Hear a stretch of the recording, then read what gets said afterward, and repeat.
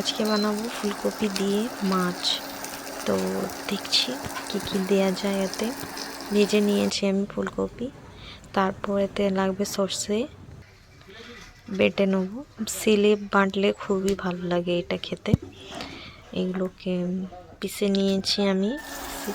তারপর এতে দিয়ে দেবো পেঁয়াজ কুচি, টমেটো কুচি, আর একটু হালকা লাল লাল করে এটা ভেজে নেবো, যাতে পেঁয়াজ আর টমেটো সব গলে যায়।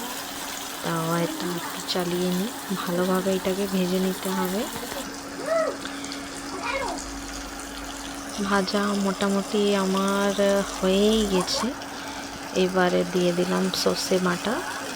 সর্ষে বাটা দিয়ে আবার এটাকে একটু নাড়াচাড়া করে নিতে হবে, যাতে এটা ভালোভাবে মিক্স হয়ে যায়। একটু ভালোভাবে এটা কষে নিয়েছি। হলুদ গুঁড়ো,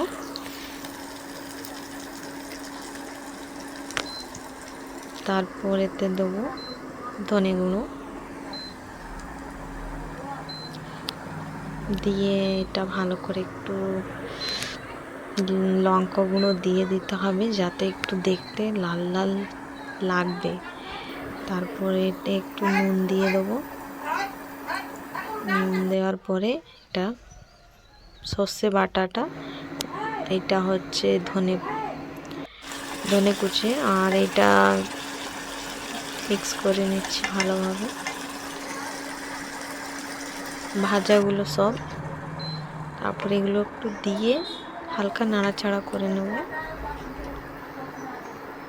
নাড়াচাড়া হয়ে যাওয়ার পরে আমরা কষিয়ে নিয়েছি। জলটা ভালোভাবে একটু শুকনো হয়ে গেছে। এইভাবে এই যে দেখছেন কি সুন্দর শুকনো হয়ে গেছে। এবারে একটু চালিয়ে নিই। মনে রাখবেন মশলা যেন কড়াতে না লাগে, নাহলে খেতে ভালো লাগবে না, একটু তেতো ভাবটা লাগবে।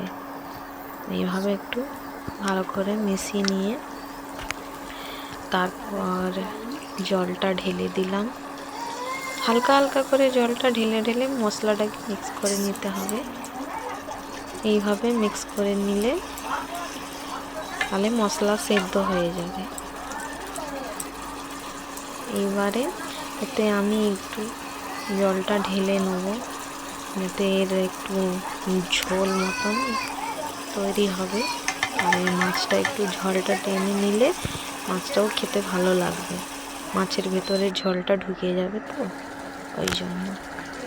এবারে ফুটে গেছে, চালিয়ে নিতে হবে, যাতে দেখতে হবে না যেন লাগে কড়াতে। এবারে দেখছেনই তো খুবই ভালো গ্রেভিটা তৈরি হয়েছে, খুব সুন্দর লাগছে এটা দেখতে। আপনারা বানিয়ে খান। এই যে আমার ভাজা ভুজিটা। এইবারে ধনে পাতাটা দেখছেন সবই ঢেলে আর ধনে পাতাটাকে দিয়ে দিয়েছি। এবার ফুটছে ঝোল ফুটে গেলে আমাদের এটা রেডি হয়ে যাবে। এটা হচ্ছে ফাইনাল লুক। আপনারাও ট্রাই করুন আর চ্যানেলকে